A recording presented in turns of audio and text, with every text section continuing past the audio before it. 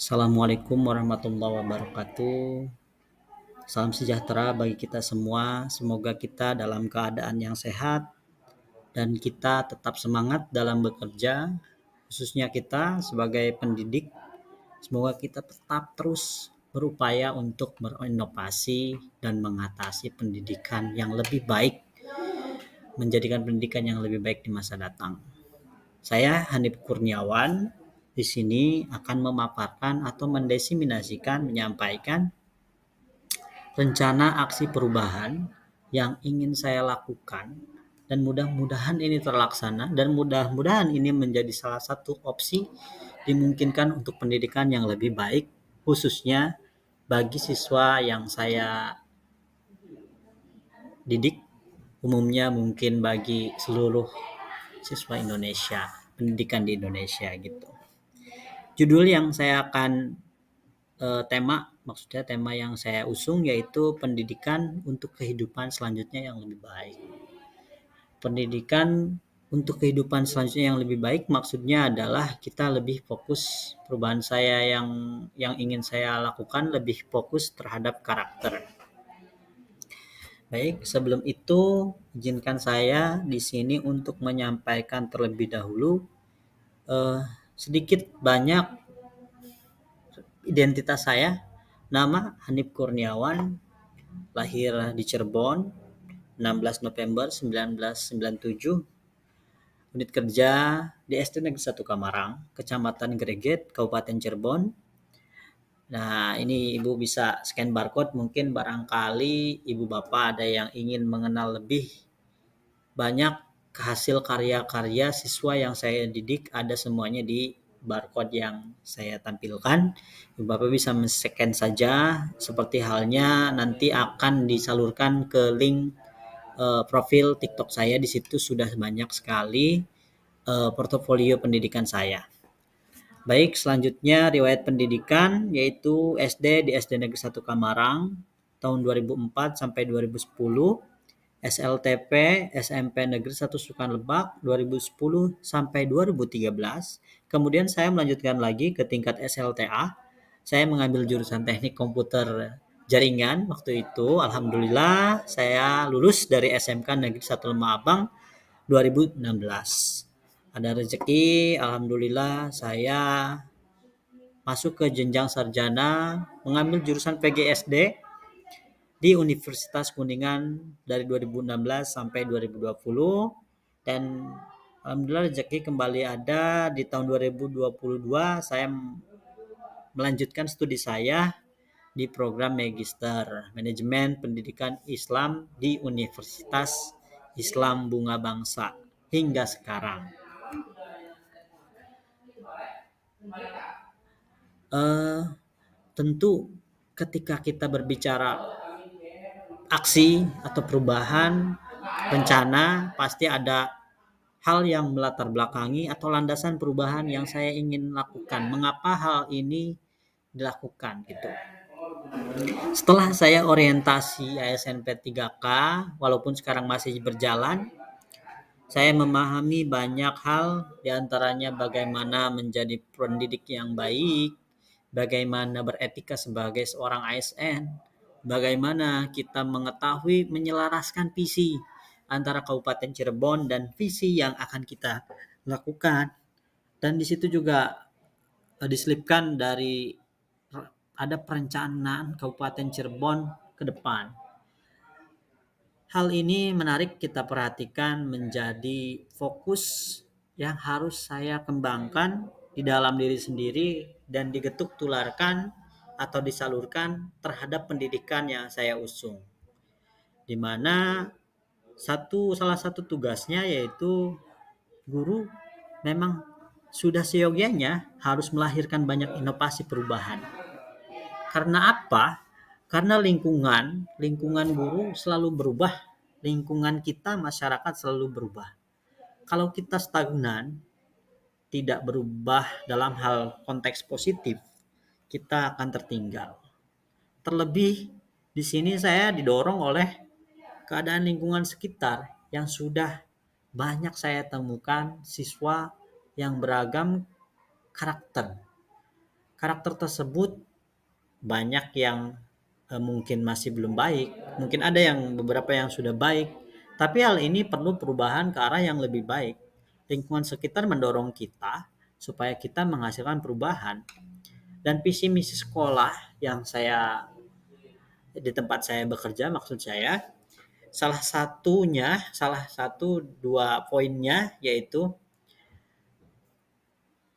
menjadikan siswa kreatif, menjadikan siswa berakhlak.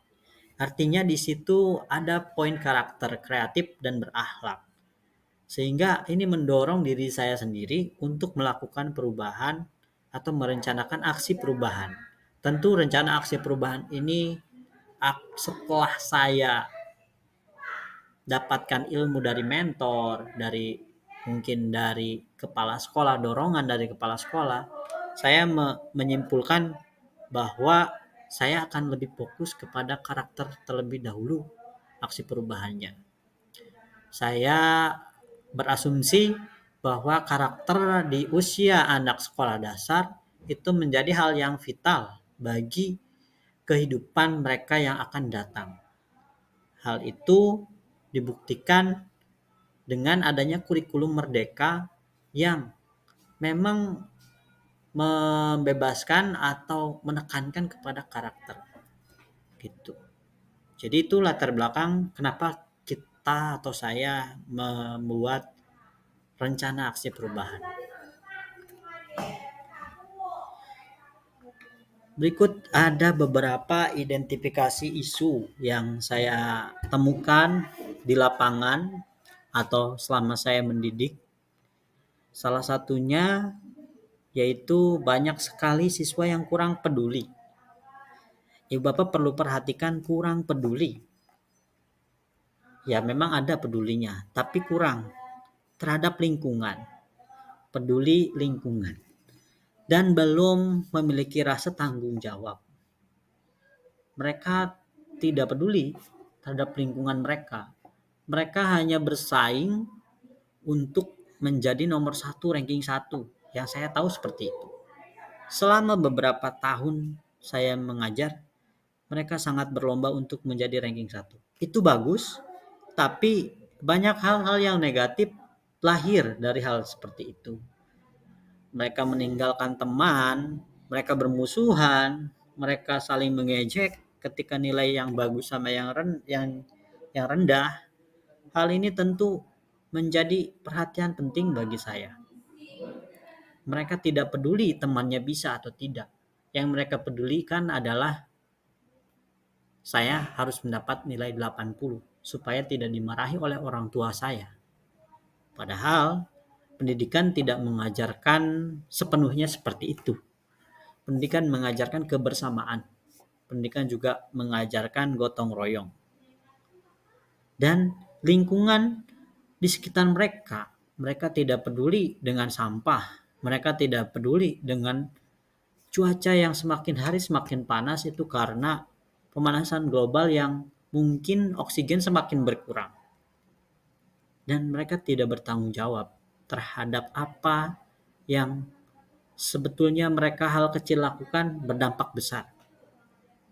Hal ini menjadi fokus perhatian saya bahwa pendidikan harus bisa menyadarkan itu. Pendidikan harus bisa menjadikan wadah untuk mempelajari hal itu. Yang selanjutnya, nilai karakter religius yang terkikis di era modern. Kreativitas siswa masih sangat rendah. Nomor 2 karakter religius, yang ketiga karakter kreativitas. Ketika religius ini terkikis di era modern sudah tidak aneh lagi karena banyaknya mungkin games yang mereka ikuti, yang aturan maghrib pada zaman saya kecil, maghrib itu ada di musola, di masjid, sanggar, dan lain sebagainya. Untuk mengaji, mereka malah asik untuk bermain game. Mereka malah asik menongkrong untuk wifi-an. Hal ini tentu menjadi fokus yang sangat menyedihkan. Bahwa seharusnya siswa itu lebih baik memanfaatkan waktunya ke arah yang lebih bermanfaat.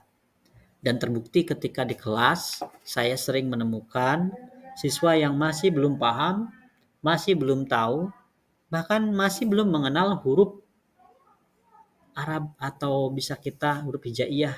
Mohon maaf, maksud saya huruf hijaiyah. Mereka masih belum bisa mengaji. Bahkan mereka niat sholat pun masih sangat jauh gitu dari pikiran mereka.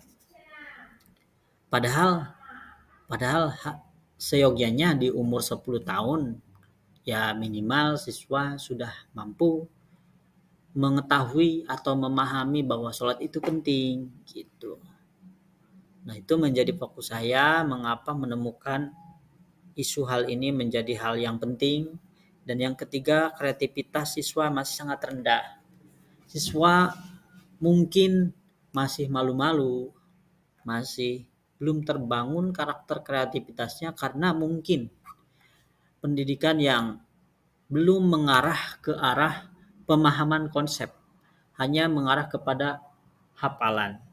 Hal ini penting untuk kita rubah, penting untuk kita coba untuk memberikan inovasi. Tiga hal ini kita atasi bersama-sama dengan rencana aksi perubahan.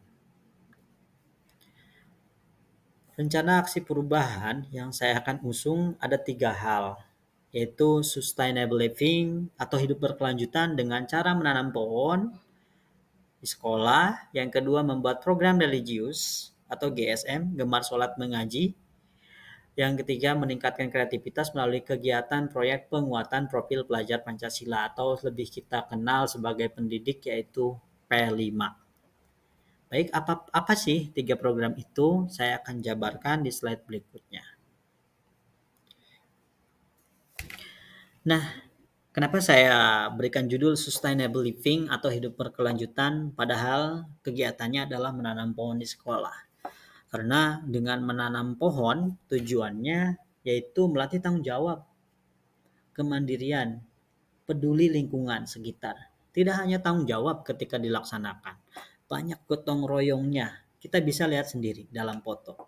Betapa bahagianya mereka, betapa tersenyumnya mereka ketika mereka menanam dan memanen.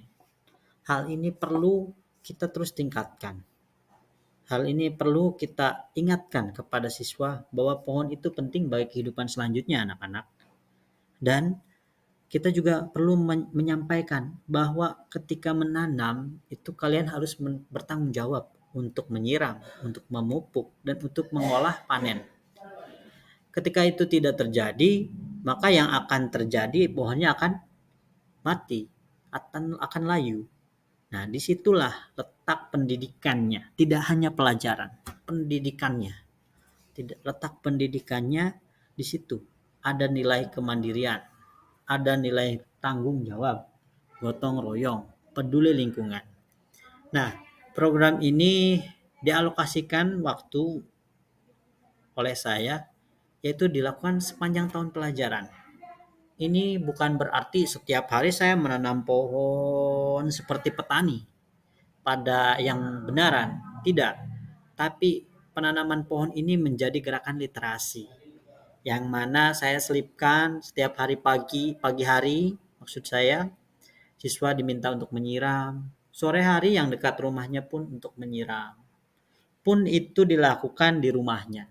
Kami berikan fasilitas seperti polybag, kami berikan pupuk, kami fasilitasi bibit tanamannya. Mereka menanam di sekolah, menanam juga di rumah. Karena kalau hanya mendidik di sekolah, tidak diperhatikan, tidak diterapkan di rumah, ini pendidikannya mungkin banyak yang lepas. Artinya banyak yang sudah ini hanya tugas. Tapi ketika di rumah juga dia dilakukan, siswa tersebut pasti akan ingat, wah, gimana nanti kalau pohon saya mati?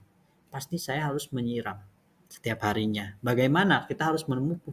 Kita harus menjaga dari hama, dari gangguan orang lain mungkin. Mereka harus menjaga hal itu. Artinya diharapkan dengan program Sustainable Living dengan menanam pohon ini, siswa mampu mengatasi kekrisisan yang tadi poin 1, yaitu kurang peduli gitu. Saya berharap pendidikan yang saya usung bisa membuat siswa lebih peduli terhadap lingkungan sekitar. Dengan hal ini bukan berarti saya mencetak petani semua. Tidak. Dengan hal ini juga bukan berarti saya mengharuskan di rumah pada nanti sudah dewasa mereka wajib menjadi petani. Tidak. Saya sampaikan kepada siswa saya bahwa apapun profesinya, kamu kalau mencintai lingkungan tidak ada ruginya.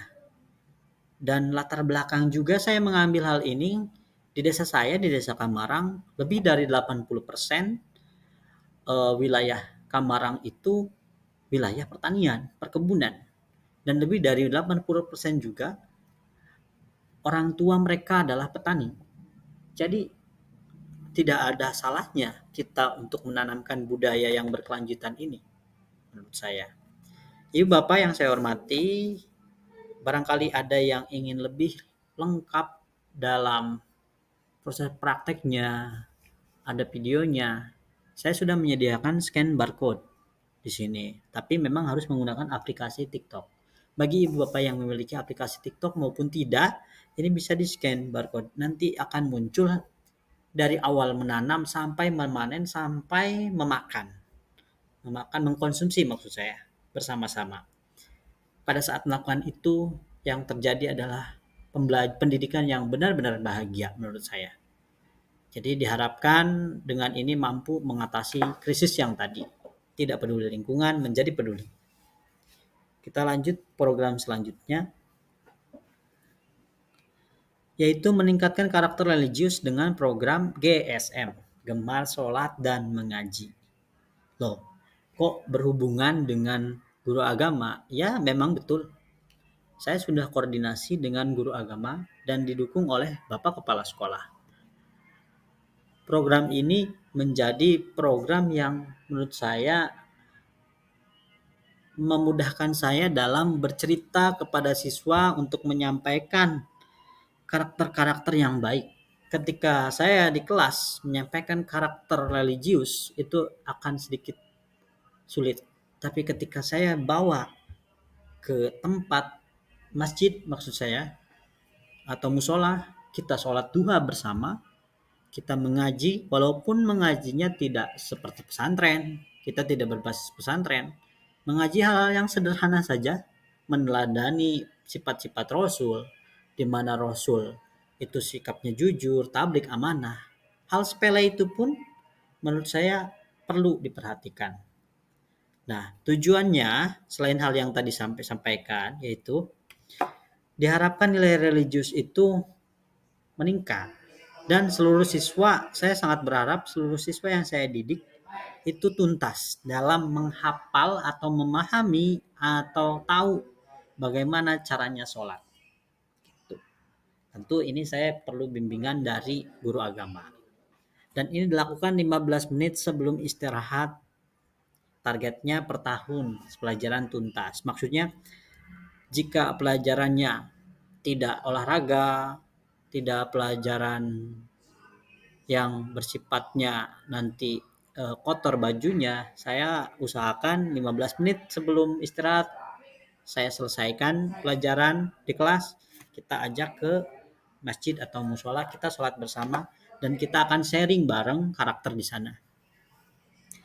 Saya berharap dukungan dari orang tua juga, karena program ini kalau tidak didukung oleh orang tua, tidak diperhatikan anaknya sejauh mana belajarnya, apa yang sudah hafal, apa yang belum hafal, diterapkan tidak, sholatnya di rumah, terapkan tidak nilai-nilai karakternya di rumah, ini akan sulit. Untuk itu saya berharap dukungan dari orang tua. Dan seperti biasa yang tadi, jika ibu bapak ingin melihat gambaran berupa video, portofolio video, ada di TikTok. Sudah lengkap saya cantumkan semuanya. Ada di TikTok, bisa di scan barcode, nanti akan langsung muncul link video yang berhubungan dengan kegiatan karakter religius selama saya mendidik gitu. Kita lanjut, yang ketiga yaitu menumbuhkan kreativitas siswa yang rendah lewat P5. Tentu kata-kata P5 menjadi hal yang baru bagi pendidikan di masa sekarang. Tapi pada seyogianya ini sudah dilakukan bertahun-tahun belakangan. Bahkan waktu saya kecil pun saya sudah diajarkan untuk PKK, saya sudah diajarkan untuk membuat ketupat. Waktu saya SD, saya juga sudah diajarkan berbasis proyek ketika SMA memperbaiki jaringan desa. Dan ketika saya belajar tersebut secara langsung, tidak hanya teori di kelas, kreativitas saya terbangun. Akhirnya di situ ada saling komunikasi dengan tim atau kelompok, adanya saling gotong royong, adanya saling mengerti, menghargai pendapat, dan menyampaikan apa yang kita inginkan, yang akan kita lakukan. Tujuannya adalah siswa diberikan sarana untuk menumbuhkan jiwa kewirausahaan. Dalam hal ini kewirausahaan bukan berarti berdagang saja, tapi banyak manajemen, ada gotong royong tadi seperti saya sampaikan, mandiri, jujur, saling menghargai dan lain sebagainya. Sehingga nanti di masa mendatang siswa sudah terbiasa dengan kompetensi ini. Kreativitas sudah terbiasa, sudah terbangun. Nah, kapan waktunya dilakukan? Saya buat jadwal per tahun, jadwal target proyek. Memang sesedikitnya setiap tahunnya 2 proyek saya targetkan. Tapi kadang-kadang memang sudah 3 tahun ini saya mengajar, hampir 3 tahun ini saya mengajar, 1 tahun itu lebih dari 5-6 proyek. Dan mereka sangat menjiwai proyek ini. Bahkan berdasarkan fakta di lapangan, ketika ada ditugaskan menari menjadi proyek P5, mereka sangat bersungguh-sungguh dan bahkan tahun kemarin ada yang menarinya sampai ke tingkat kabupaten lombanya. Hal ini tentu menjadi respon positif bagi kita sebagai pendidik. Wah, ternyata ketika pembelajaran berbasis proyek perlu maksud saya bisa meningkatkan kreativitas, keberanian siswa. Dan tentu hal ini akan terjadi atau hal ini akan sukses ketika seluruh komponen pendidikannya mendukung. Tidak hanya saya, guru, tidak hanya siswa, ada orang tua. Karena proyek ini pasti akan bersinggungan dengan anggaran. Ketika membuat kegiatan, contohlah, ini salah satu foto membuat telur asin. Telur asin kita harus beli telurnya, kita harus beli abunya, kita harus beli wadahnya, kita harus menunggu berapa minggu. Itu tentu kita tidak limpahkan kepada siswa, kita akan limpahkan kepada orang-orang yang memang memiliki kompeten di situ. Siswa hanya menjalankan saja, maksud saya gitu. Ketika menari perlu kostum dan lain sebagainya. Dan alhamdulillah sejauh ini mereka sangat kompak. Siswa-siswa kami sangat kreatif gitu, termotivasi, terbukti beberapa lomba bisa diikuti dari hasil proyek ini. Gitu. Itu tadi 3 hal yang saya rencanakan untuk rencana aksi perubahan saya. Tentu kalau saya bekerja sendiri tidak akan bisa. Maka di situ saya cantumkan di sini. Yang akan terlibat siapa saja. Saya ingin bahas kalau siswa sudah pasti. Karena ini objek utama. Nah, saya akan bahas dulu pemerintah. Maksud pemerintah di sini, saya berharap ketika tahun depan 2024, ketika berganti presiden, pastikan berganti, tidak menjadi hal yang menjadi titik balik kurikulum kembali. Maksud saya, kurikulum tidak dirubah secara fundamental. Kenapa? Karena itu membingungkan kami sebagai pendidik. Kalau fundamental kurikulum selalu dirubah. Karena kami di kurikulum Merdeka pun dalam tahap belajar. Belum sampai 100% belajar. Bahkan bisa dikatakan saya pribadi baru paham kurikulum Merdeka itu hanya 50-60%. Dan ini akan terus meningkat persentase belajar saya. Kalau memang kurikulum ini diteruskan. Tapi yang saya khawatirkan, yang kami risaukan, galau gitu ya ketika pemerintah merubah kembali kurikulum. Kalau yang menyempurnakan, merubah hal yang ribet menjadi tidak ribet, hal yang rumit menjadi tidak rumit, itu kami sangat setuju. Tapi ketika merubah dari nol kembali, kami sangat kebingungan. Karena itu terjadi ketika peralihan kurikulum 2013 kepada kurikulum Merdeka. Jadi kami berharap kepada stakeholder pemerintah yang paling tinggi, kementerian dan lain sebagainya mungkin, dan para pemimpin lainnya dengan segala hormat untuk tidak merubah secara fundamental kembali gitu. Baik, yang selanjutnya guru dan kepala sekolah. Guru-guru di sini bukan berarti hanya wali kelasnya saja, tapi rekan sejawat saya pun kami berharap akan terlibat, apalagi Bapak Kepala Sekolah. Pasti dukungan beliau adalah nomor satu bagi kami, seorang guru. Kalau tidak ada izin dari Bapak Kepala Sekolah, tidak ada dukungan dari Bapak Kepala Sekolah, bagaimana kami akan menyelenggarakan proyek P5, bagaimana kami akan meningkatkan kreativitas, karena dukungan itu sangat penting.